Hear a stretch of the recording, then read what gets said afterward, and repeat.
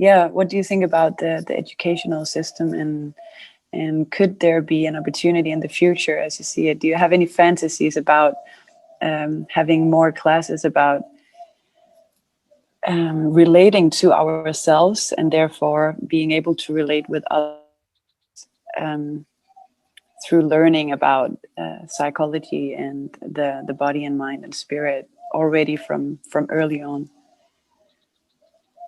Yeah, I often say follow the younglings. And of course, that's a counter narrative really to what's really happening in the Western culture.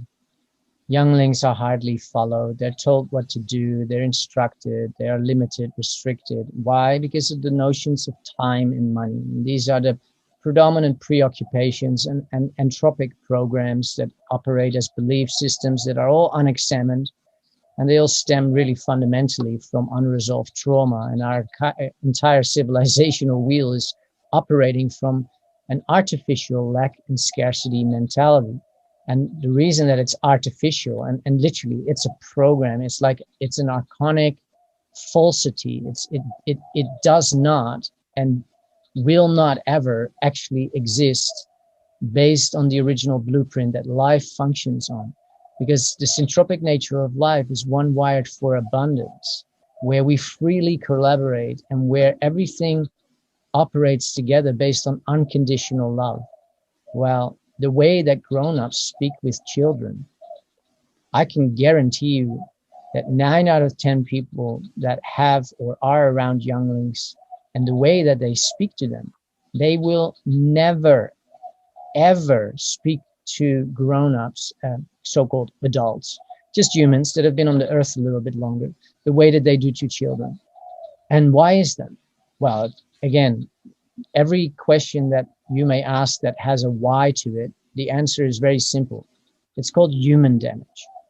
And so in relation to the future, I see this most immaculate, awesome freedom culture where the younglings are simply being followed. We follow their natural attraction. We follow and are curious with their curiosities. And in that, they keep us young, they keep us alive, they keep us from becoming these serious, old and grumpy and complaining and tired grown-ups that are like, well, I have to work and I don't have time and I need to make money. Like all of this is just a program. It's just a belief system. That's not how life operates. And so there is indeed a lot to get out of in terms of human damage. It's a lot to re-enable in terms of our human nature. And the younglings that are coming in and that are already here, they are the greatest gift in our human ecology because they are coming in with eyes unclouded. They're coming in wired for love. They're coming in with joy at the forefront of their expression. They're coming in with smiles just radiating off their faces. Why? It's because that's part of human nature. We're not here for suffering. We're not here for trauma. We're not here for blaming, shaming, and all this rubbish that we end up doing later in life. And we only do it. Why do we do that? Human damage. So the future is bright. The future is bountiful. The future is amazing, where younglings and their sovereignty is no longer being limited. No, it's being elevated. And these kids, wow, they're going to be everything that we could have fantasies about, because they will be raised, not brought down. Like we call it like we're raising children. Well, we're raising them with a whole bunch of belief systems of what to do and what not to do. You should do this and you shouldn't do that. This is what boys are like. This is what girls are like. It's all cult programming. Allow the child to discover from its own curiosity, discover life and just navigate with it. Wow. You want to see amazement happening? You want to find yourself all of a sudden becoming attracted to go on adventures? Because actually you also don't know why the blades of grass are green.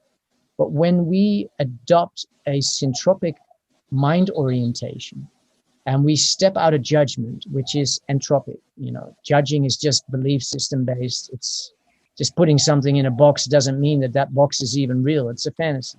So when we become again curious with the children, that are just in their original curiosity.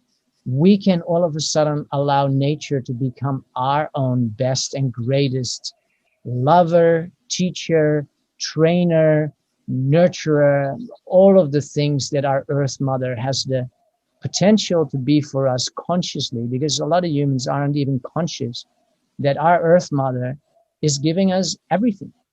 But the younglings have that curiosity, and if we can sustain that field for them, wow, innovation and rectification and transformation of our current paradigm is just going to happen so easily if only the grown-ups would be able to stop operating out of human damage and follow the younglings. Ah,